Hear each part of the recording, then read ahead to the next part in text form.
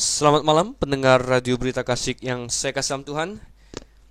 Saya Dr. Steven Einstein Liao pada malam hari ini menyampaikan salam damai sejahtera kepada Anda dimanapun Bapak Ibu Saudara berada pada saat ini. Dan baik itu Anda sedang bersantai di rumah, menikmati istirahat pada penghujung hari, ataupun Anda masih di mobil mendengarkan kepada radio kesayangan kita, Radio Berita Klasik, maka bersiap-siaplah untuk bersama dengan saya memasuki acara Mutiara Kebenaran. Dan pada malam hari ini, Mutiara Kebenaran akan membahas pasal yang ke-40 dari kitab Kejadian. Jadi kalau Anda pertama kali mendengarkan seri Mutiara Kebenaran ini, Mutiara Kebenaran adalah program yang membahas kebenaran firman Tuhan di dalam Perjanjian Lama secara sistematis. Dan kita pada saat ini berada dalam kitab Kejadian. Tepatnya Kejadian pasal 40. Jadi ini seri ke-40. Kita ingin setiap sesi kita yang kira-kira berdurasi 1 jam, kita membahas kira-kira satu pasal Alkitab juga. Dan saudara yang kasih Tuhan, untuk itulah kita berkumpul pada malam hari ini bersama-sama, yaitu untuk membahas firman Tuhan. Oleh karena itu saya harap Anda telah siap, baik itu dengan hati dan pikiran Anda siap untuk mendengarkan firman Tuhan, dan juga Anda membawa Alkitab Anda atau membukanya bersama dengan saya sambil kita membahas kebenaran ini satu persatu, ayat per ayat. Baiklah saudara, sebelum kita mulai, kita akan berdoa terlebih dahulu. Nah, mari kita tundukkan kepala kita mau berdoa. Bapa di surga, kami sungguh ucap syukur Engkau begitu baik kepada kami, orang-orang yang telah Engkau tebus, telah Engkau selamatkan dari kuasa dosa dan kuasa maut, ya Tuhan. Dan Engkau telah tidak membiarkan kami sendirian di dunia ini, tapi firman-Mu ada bersama dengan kami senantiasa untuk menjadi landasan hidup kami. Tuhan, pada saat ini kami ingin merenungkan firman-Mu itu. Kami minta pimpinan dari Roh-Mu saja. Kami berdoa ya Tuhan, dalam nama Yesus Kristus. Amin. Baiklah, mari kita buka dalam Kejadian pasalnya yang ke-40. Kejadian pasal yang ke-40 adalah lanjutan dari kisah Yusuf di tanah Mesir. Kita tahu bahwa di pasal yang ke-37 dia dijual oleh saudara-saudaranya. Kemudian di pasal yang ke-39 dia dibeli oleh Potifar, dan dia sempat begitu mengesankan bagi Potifar sehingga dia diangkat menjadi wakil dia di rumah Potifar. Yang kita tahu Potifar adalah kepala pengawal raja. Tetapi kita tahu juga bahwa dia difitnah oleh istri Potifar yang mengajak dia selingkuh. Tetapi justru karena Yusuf telah teguh berdiri di atas kebenaran firman Tuhan, telah menolak godaan dari iblis, telah mengalahkan hawa nafsu dagingnya sendiri, malah dia dituduh balik oleh istri Potifar bahwa dialah yang telah mencoba untuk mempermainkan istri Potifar itu. Sungguh suatu kebenaran yang dibolak-balikkan, sungguh suatu fitnah yang sangat kejam. Tetapi Yusuf menerima semua itu, dan kita melihat bagaimana dia di pasal 40, yaitu ketika dia sudah dijebloskan ke dalam penjara. Mari kita lihat di dalam ayat yang pertama hingga ayatnya yang keempat dari Kejadian pasal yang ke-40. Demikian firman Tuhan. Sesudah semuanya itu terjadi, bahwa juru minuman Raja Mesir dan juru rotinya membuat kesalahan terhadap tuannya Raja Mesir itu. Maka murkalah Firaun kepada kedua pengawal istananya, kepala juru minuman dan kepala juru roti itu.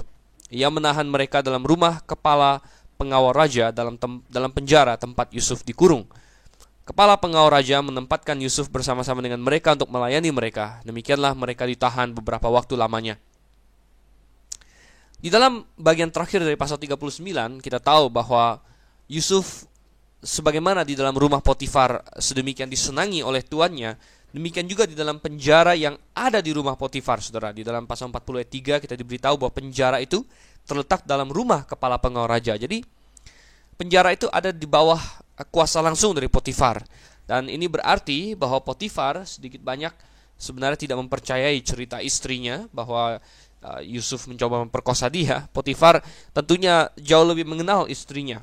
Dia tahu istrinya sendiri memiliki kecenderungan selingkuh yang sangat tinggi. Oleh karena itu saya yakin Potifar cukup curiga bahwa cerita sebenarnya bukanlah seperti yang diceritakan oleh istrinya. Tetapi apa boleh buat, tidak mungkin dia lebih mendengarkan kata-kata seorang budak dibandingkan dengan kata-kata istrinya sendiri. Oleh karena itu dia menjebloskan Yusuf ke dalam penjara. Walaupun demikian, Yusuf dibiarkan di sana untuk menjadi seorang yang sangat berguna. Dia tetap dipercaya, bahkan dia dipercaya untuk melayani tahanan-tahanan yang penting, saudara. Dan tentu tugas ini tidak akan dipercayakan kepada Yusuf kalau Yusuf tidak dianggap sebagai seorang yang berguna, sebagai seorang yang dibenci oleh Potifar begitu. Tentu dia tidak dibenci. Nah, pada suatu ketika memang ada dua orang tahanan penting yang datang ke sana. Jadi kita tahu bahwa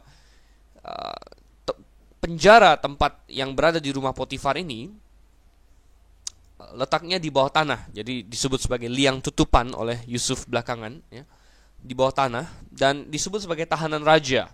Ini bukan penjara biasa tempat orang yang mencuri, orang yang merampok itu disimpan. Ya, ini adalah tahanan-tahanan politik. Orang-orang yang masuk ke dalamnya juga penting. Nah, suatu ketika dua orang tahanan yang penting masuk ke sana, yaitu juru minuman dan juru roti raja. Mungkin pada hari ini kita tidak terlalu terkesan dengan posisi juru minum dan juru roti. Ya, mungkin kita membayangkan kalau kita hari ini di banyak rumah, ya, kalaupun di rumah orang-orang yang kaya, seorang juru minum paling siapa sih? Ya paling pelayan biasa begitu. Bahkan kadang-kadang pembantu, ya. Itulah juru minum yang kita kenal. Tetapi tidak demikian pada zaman dulu, apalagi di zaman raja-raja dulu, saudara.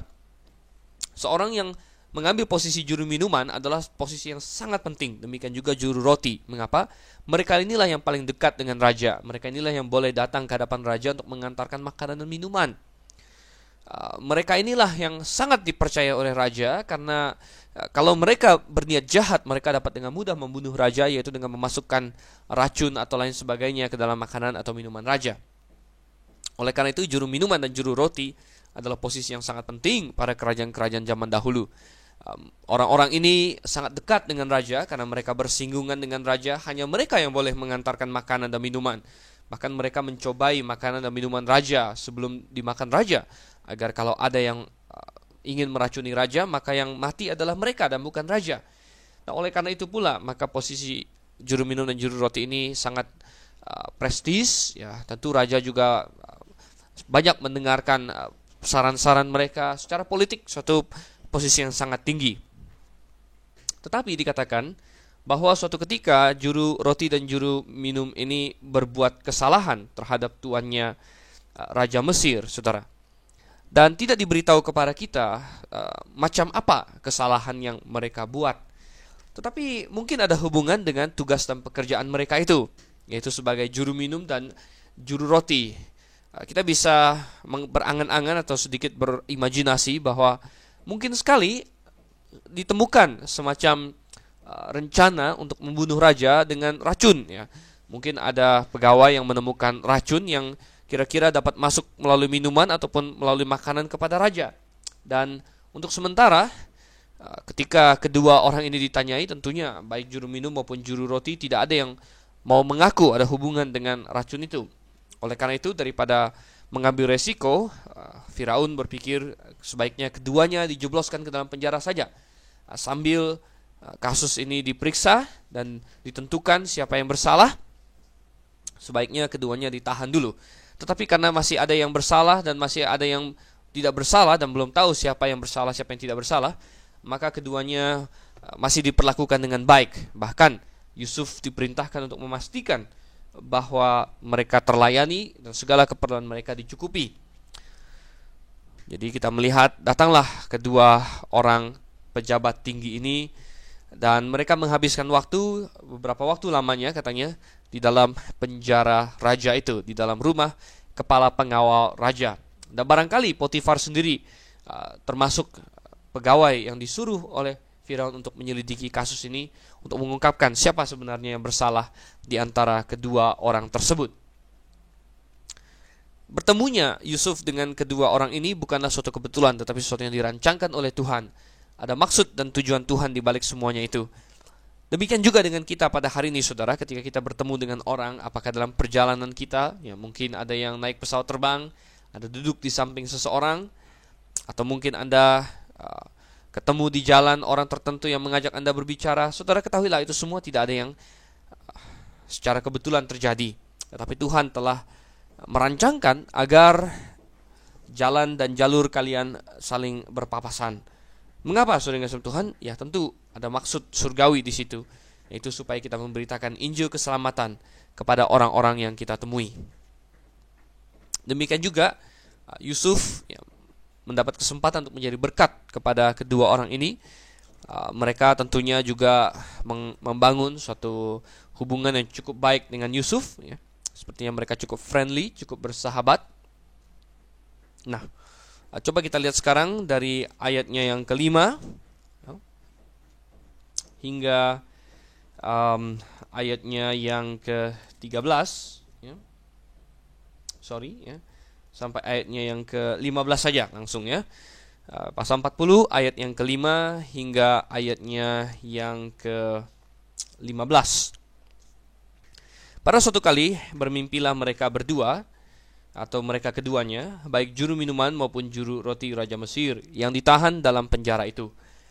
Masing-masing ada mimpinya pada satu malam juga, dan mimpi masing-masing itu ada artinya sendiri. Ketika pada waktu pagi Yusuf datang kepada mereka, segera dilihatnya bahwa mereka bersusah hati. Lalu ia bertanya kepada pegawai-pegawai istana Firaun yang ditahan bersama-sama dengan dia dalam rumah tuannya itu, "Mengapakah hari ini mukamu semuram itu?" Jawab mereka kepadanya, "Kami bermimpi, tetapi tidak ada orang yang dapat mengartikannya." Lalu kata Yusuf kepada mereka, "Bukankah Allah yang menerangkan arti mimpi? Ceritakanlah kiranya mimpimu itu kepadaku." Kemudian juru minuman itu menceritakan mimpinya kepada Yusuf. Katanya, "Dalam mimpiku itu tampak ada pohon anggur di depanku. Pohon anggur itu ada 3 carangnya, dan baru saja pohon itu bertunas, bunganya sudah keluar dan tandan-tandannya penuh buah anggur yang ranum. Dan di tanganku ada piala Firaun. Buah anggur itu kuambil, lalu kuperas ke dalam piala Firaun. Kemudian kusampaikan piala itu ke tangan Firaun." Kata Yusuf kepadanya, "Beginilah arti mimpi itu. Ketiga carang itu artinya 3 hari. Dalam 3 hari ini Firaun akan meninggikan engkau dan mengembalikan engkau ke dalam pangkatmu yang dahulu, dan engkau akan menyampaikan piala ke tangan Firaun seperti dahulu kala, ketika engkau jadi juru minumnya.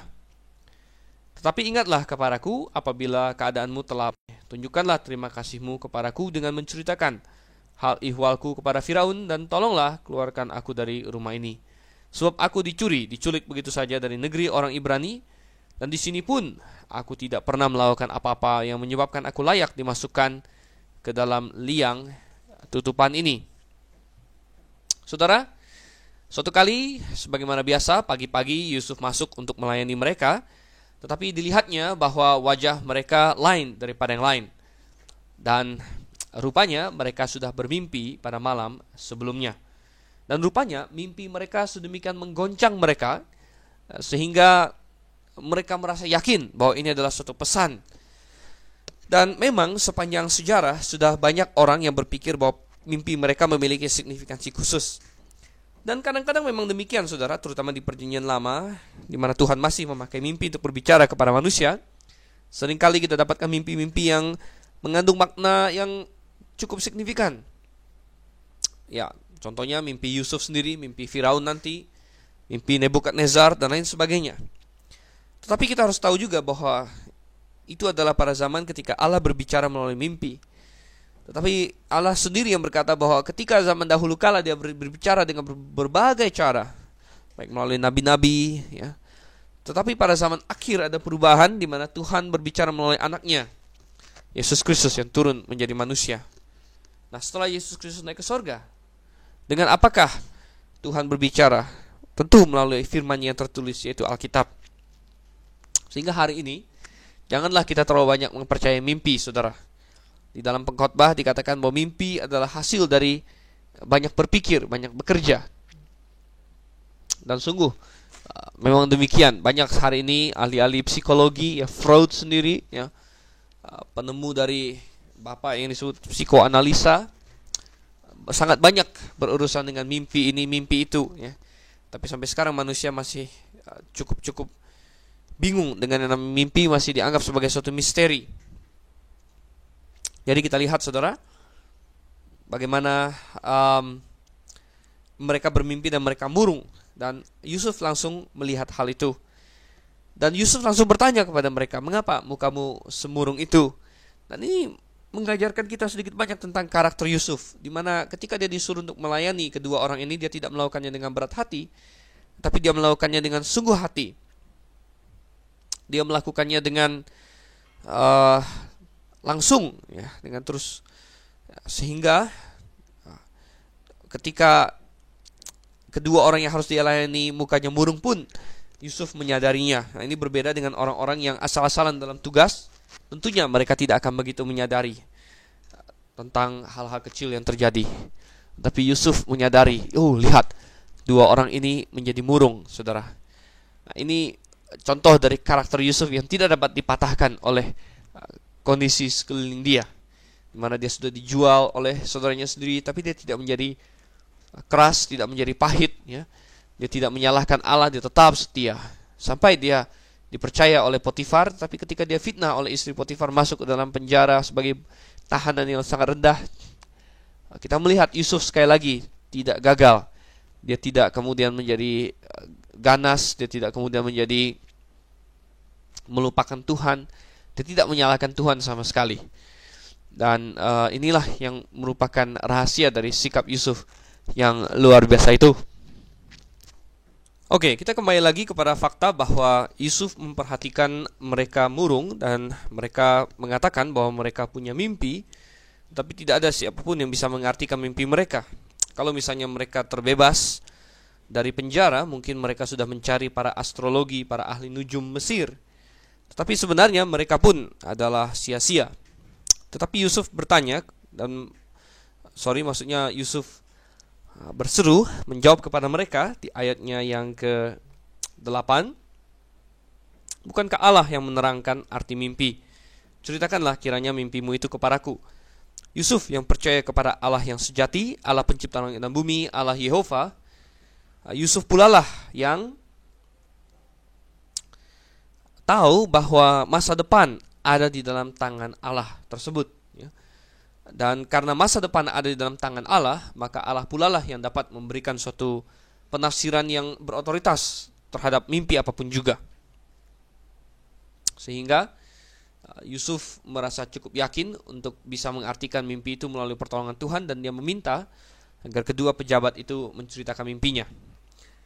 Nah, menarik sekali bahwa yang pertama kali menceritakan kepada Yusuf adalah si juru minuman.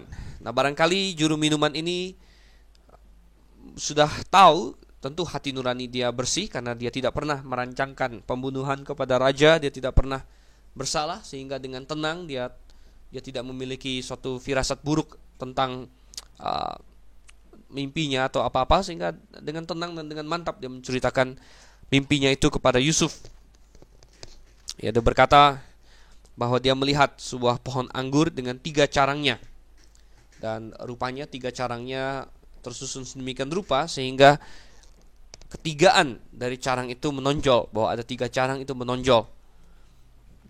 Dan rupanya hal-hal itu terjadi dengan begitu cepat di hadapan dia, di mana pohon itu baru saja bertunas, langsung keluar bunga dan langsung keluar anggur-anggurnya. Lalu dia memeras anggur ke dalam piala Firaun dan menyampaikannya ke dalam tangan Firaun.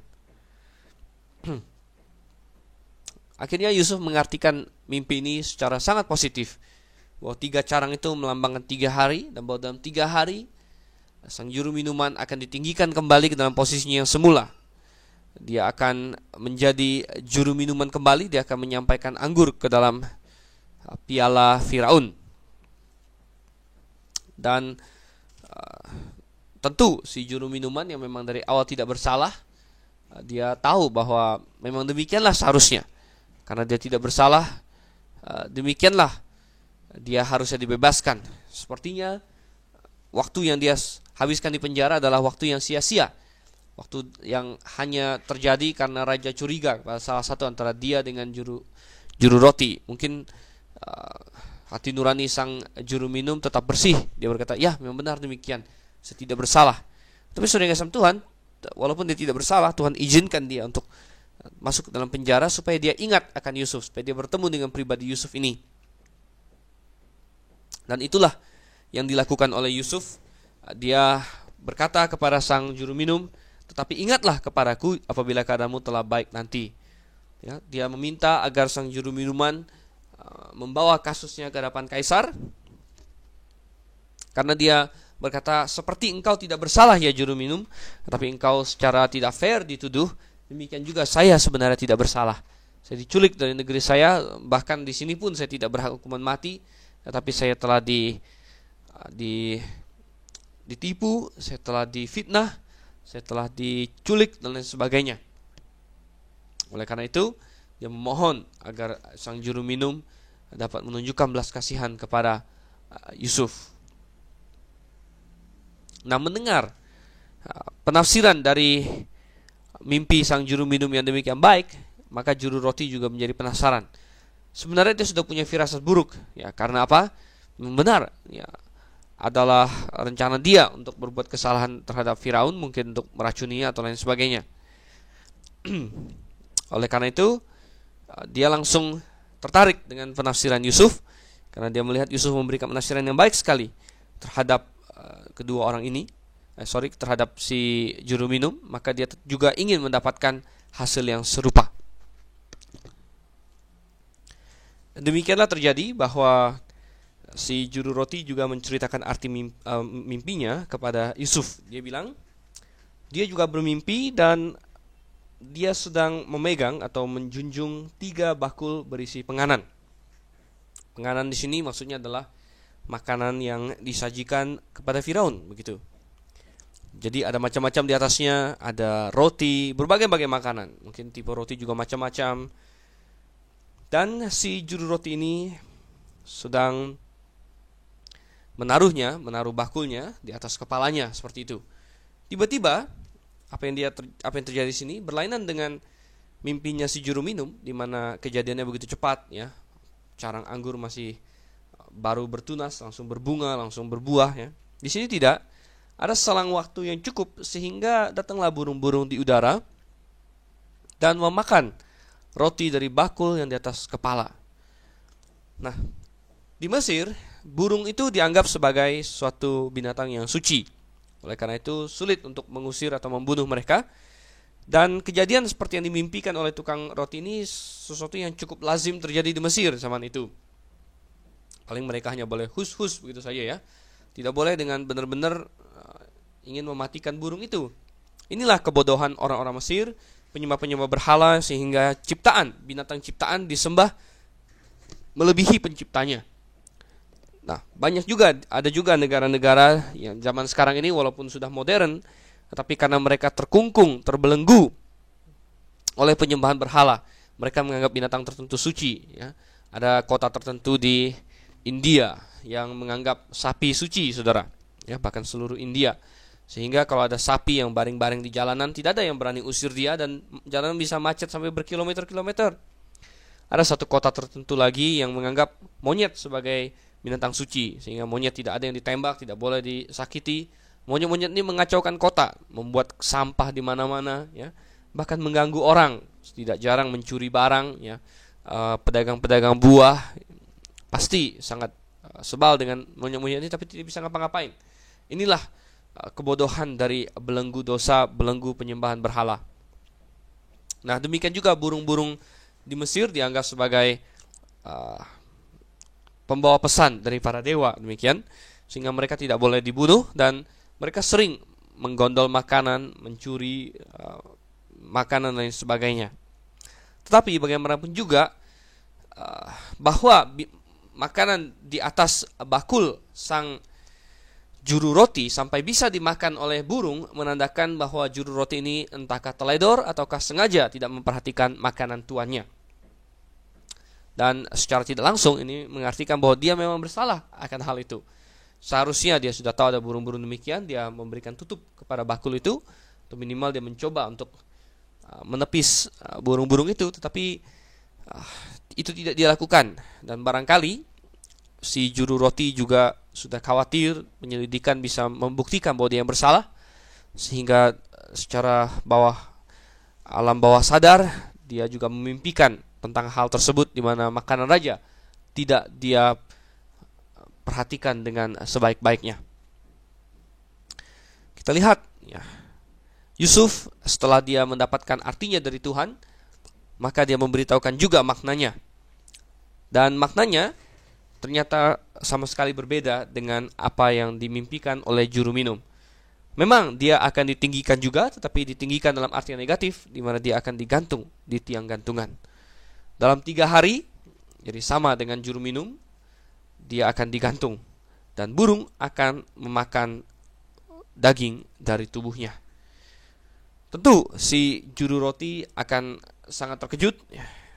Kita tidak diberitahu bagaimana reaksi kedua orang itu terhadap apa yang Yusuf katakan. Tentunya juru minum akan tidur dengan tenang, dan juru roti, karena memang dia bersalah, akan sulit untuk tidur.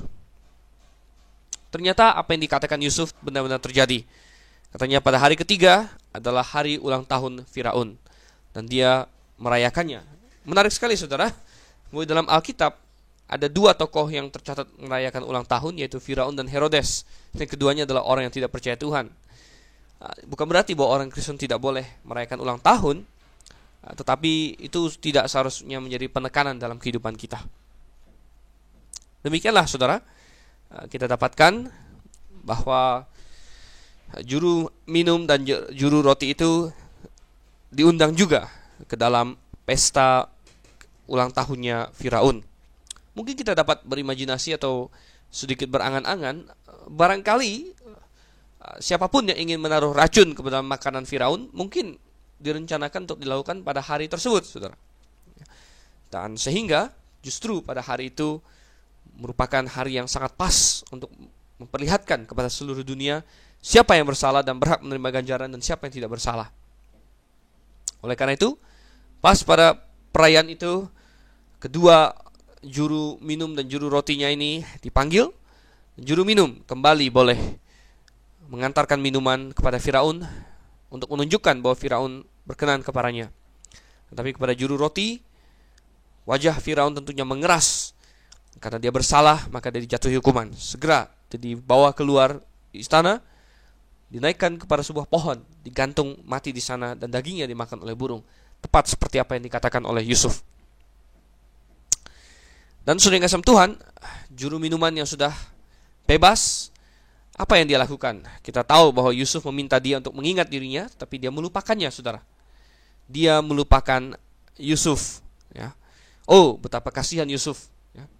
Dia dijual oleh saudara-saudaranya, dia difitnah oleh istri Potifar, dan dia dilupakan oleh sang juru minum. Tapi itu semua tidak bisa menghancurkan Yusuf. Ya. Yusuf harus berkecimpung atau melawan bukan hanya sekedar godaan seksual, tetapi dia juga harus melawan godaan untuk benci, dia harus melawan godaan untuk dendam, dia harus melawan godaan untuk menjadi pahit dalam hatinya terhadap Tuhan. Tapi dia lulus dengan gilang gemilang. Ini menggambarkan Yesus Kristus, saudara. Kita tahu bahwa hidup Yusuf merupakan suatu tipologi dari Yesus Kristus, di mana dia adalah anak yang terkasih dari bapaknya, di mana dia adalah anak yang baik, di mana dia adalah anak yang dijual oleh saudaranya dengan 20 keping perak, ya.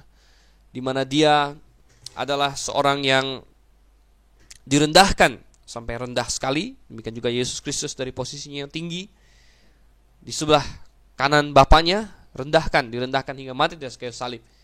Demikian juga Yusuf dari posisinya tinggi direndahkan, dan kemudian nanti belakangan akan dinaikkan kembali. Tetapi kita melihat ada satu hal yang lucu juga, bahwa sebagaimana Yusuf ketika dalam posisinya yang rendah itu, dalam penjara, dikelilingi oleh 2 orang pejabat, 2 orang penjahat, saudara, ya, orang-orang yang dinyatakan bersalah terhadap tuannya. Demikian juga Yesus ketika dalam posisinya yang rendah di bumi ini, di atas kayu salib, dia disalibkan bersama dengan 2 orang penjahat, ya. Dan menarik sekali bahwa dari 2 orang yang bersama-sama dengan Yusuf, ya, yang satunya dinyatakan bebas dari salah dan ditinggikan, yang satunya lagi mati. Dan kepada yang satu itu Yusuf berseru, "Ingatlah akan aku." Sebaliknya, Yesus Kristus disalibkan dengan dua orang penyamun, yang satu juga mati masuk neraka, tetapi yang satu karena iman akan hidup bersama Yesus. Dan yang satu itu berkata kepada Yesus, "Ingatlah akan aku." Jadi ini merupakan hal yang menarik dalam hidup Yesus, bagaimana dia menggambarkan Yesus Kristus dalam hidupnya. Mungkin pada saat ini kita perlu sedikit membahas tentang bagaimana Tuhan berkuasa atas segala sesuatu. Kadang-kadang manusia sering suka ingin menyalahkan Allah. Mereka bertanya, "Kenapa Tuhan? Kenapa? Kenapa harus terjadi ini? Kenapa harus begitu?" Mungkin Yusuf tergoda untuk mengeluh, "Tuhan, mengapa engkau membiarkan si juru minum itu lupa akan aku?" Tetapi sebagai orang percaya, kita harus selalu ingat Roma 8 ayat 28 bahwa Tuhan bekerja dalam segala sesuatu untuk mendatangkan kebaikan bagi mereka yang mengasihi Dia, yaitu bagi mereka yang terpanggil sesuai dengan rencana Allah. Sungguh benar, saudara, kita tidak boleh melupakan hal itu.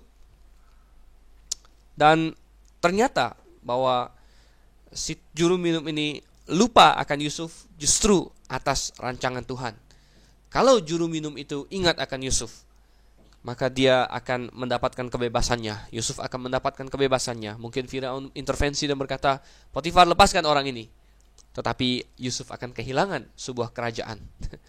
Justru dengan timing yang sangat tepat, sang juru minum ingat akan Yusuf pada saat yang telah Tuhan rancangkan. Dan saudara, ingatlah kata-kata dalam Pengkhotbah. Coba kita buka dalam Pengkhotbah. Pengkhotbah pasalnya yang ketiga. Pengkhotbah pasalnya yang ketiga, ada sebuah ayat yang sangat indah di situ. Ayatnya yang ke-14, saudara. Pengkhotbah 3 ayat 14.